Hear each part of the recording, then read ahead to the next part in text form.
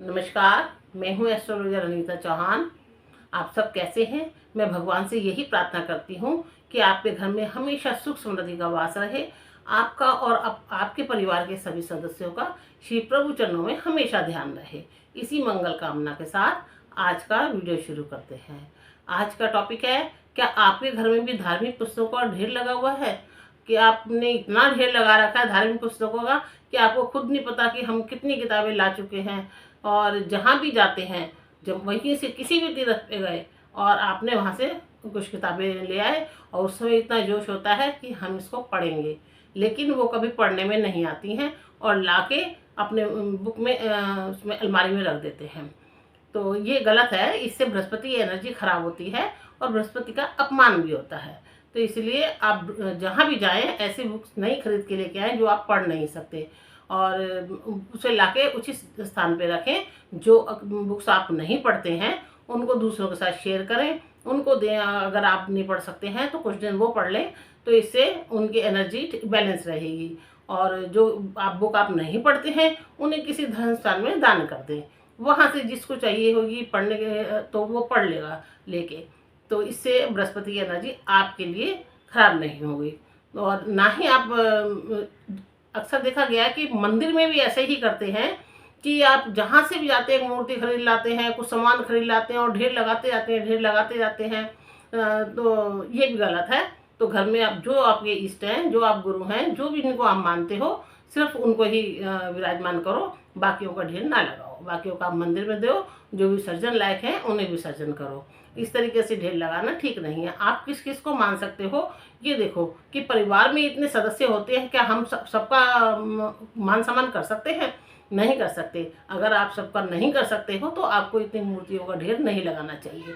सिर्फ अपने ही इष्ट का और गुरु का या जिनका भी आप जो रोज कर सकते हैं पूजा पाठ, सिर्फ उनको ही विराजमान कराइए। और वही बुक आप अपने घर में रखिए जो आप पढ़ सकते हैं। जो नहीं पढ़ सकते उनका ढेर मत लगाओ। अगर आपके पास रामायण है या भागवत है या दुर्गा सप्तशती है, कुछ भी है, तो उनको शेयर करते रहो, किसी ना किसी को देते रहो। वो थोड़े दिन पढ़ ले, फिर बेशक आप वापस ले लो और फिर थोड़ा आप पढ़ लो। तो इससे उनकी एनर्जी बृहस्पति की बैलेंस रहेगी और बृहस्पति की एनर्जी आपके लिए नुकसानदायक नहीं रहेगी और गुरु का अपमान भी नहीं होगा। गुरु का अपमान करना भी तो गलत है। तो इसलिए आपने वो बुकों का ढेर नहीं लगाना है। जहाँ जाना है वहाँ से बुकें नहीं लेके आनी है और सिर्फ वही उतनी ही लानी है जितनी आप पढ़ सकते हैं। और जो भी आपके पास बुक पढ़ी हैं उन्हें कभी कभी निकाल के 2-4 पेज पढ़ लिया करें, फिर रख दिया करें। इससे वो खुलती भी रहेंगी और उनमें सफाई भी रहेगी। अक्सर पेज खराब हो जाते हैं, वो भी पेज भी नहीं खराब होंगे। और जिल्द चढ़ा के रखें। फटी किताबें जितनी आपकी ग्रंथ वगैरह हैं या कोई फटे पुराने नहीं होने चाहिए, उनको जिल्द चढ़ा के रखें। अच्छी तरीके से उन्हें टेप से साफ़ सुथरा करके रखें और अच्छी साफ़ सुथरी जगह पे रखें। मंदिर के ऊपर बिल्कुल ना रखें। मंदिर के ऊपर बाहर नहीं रखना होता है। तो इसलिए बहुत घरों में ऐसा होता है कि मंदिर के ऊपर एक शेल्फ बना लेते हैं, उसी के ऊपर रखते रहते हैं, उसी के ऊपर रखते रहते हैं। तो इसलिए मंदिर के ऊपर कोई सामान नहीं होना चाहिए, वहाँ बिल्कुल हल्का होना चाहिए। तो आप कोई एक ऐसी साफ़ सुथरी जगह बनाइए, या उत्तर में या पूर्व में, जहाँ इन सारी बुक्स को आप रख सकते हैं। और वैसे तो परिवार में इतने सदस्य होते हैं, कोई भी 2-2 4-4 पेज पढ़ सकता है। ज़रूरी नहीं है कि आपको टाइम नहीं है या आपसे नहीं पढ़ा जाता तो किसी को भी बोलो 2-4 पेज पढ़ें और फिर रख दें। तो इससे बृहस्पति एनर्जी बैलेंस रहेगी और आपके लिए नुकसानदायक नहीं रहेगी और बृहस्पति का अपमान भी नहीं होगा। तो और ना ही फालतू की चीज़ें जो आप खरीद के लेके आइए, ना ही घंटी वगैरह जिसको नहीं बजानी होती वो भी घंटी में घर में बजाते हैं।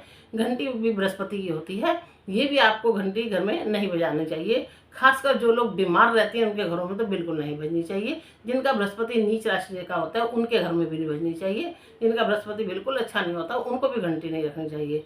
घंटी आप धर्म स्थान पर दान कर दें अगर आपके पास है तो। और जो फालतू की बुक्स जितनी भी हैं जो आप नहीं पढ़ते हैं उन्हें किसी धर्म स्थान पे दे दें, ताकि कोई बंदा वहाँ से ले जाके उन किताबों को पढ़ता रहे और उससे आपको पुण्य मिलेगा और ये बृहस्पति का दोष भी नहीं लगेगा। नहीं तो बृहस्पति का दोष भी बहुत खराब होता है। अगर बृहस्पति का दोष हो तो धन, संतान, सब, पति, सबके लिए थोड़ा सा भारी हो जाता है। तो इसलिए बृहस्पति बिल्कुल अपने खराब मत करिए, क्योंकि हमारे धन के कारक भी हैं। और अपने किताबों को कभी कभी निकाल के थोड़ा थोड़ा पढ़ते भी रहिए। नमस्कार।